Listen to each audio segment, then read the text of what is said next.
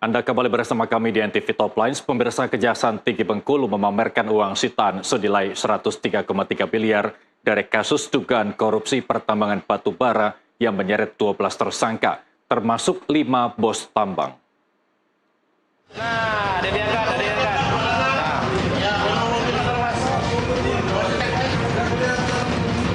Inilah tumpukan uang senilai 103 miliar rupiah yang berhasil disita penyidik Kejaksaan Tinggi Bengkulu dari kasus dugaan tindak pidana korupsi di sektor pertambangan batubara.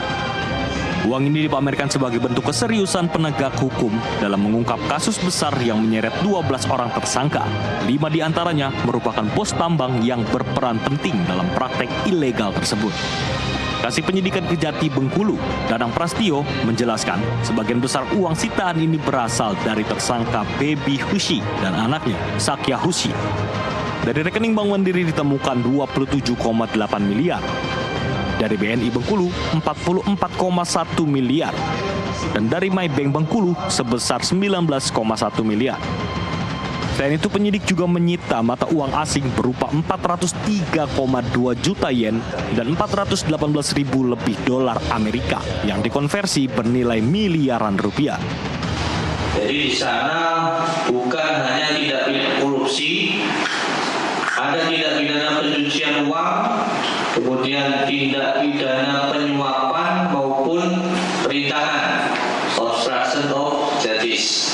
Yang disampaikan pertama tadi kami koreksi, namanya Ardi Setiawan, itu selaku inspektur tambang di Bengkulu.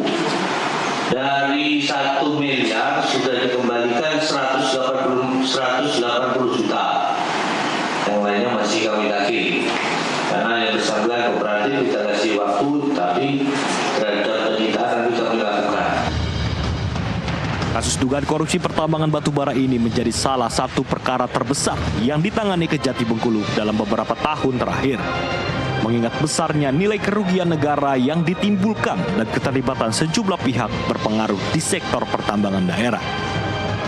Danang juga menegaskan penyidikan kasus ini belum berhenti pada 12 orang tersangka yang sudah ditetapkan dan ditahan. Pihaknya terus mengembangkan penyelidikan untuk menelusuri pihak lain yang diduga terlibat dalam jaringan korupsi pertambangan ini. Dari Bengkulu, Dwinka Kurniawan, jurnalis NTV melaporkan.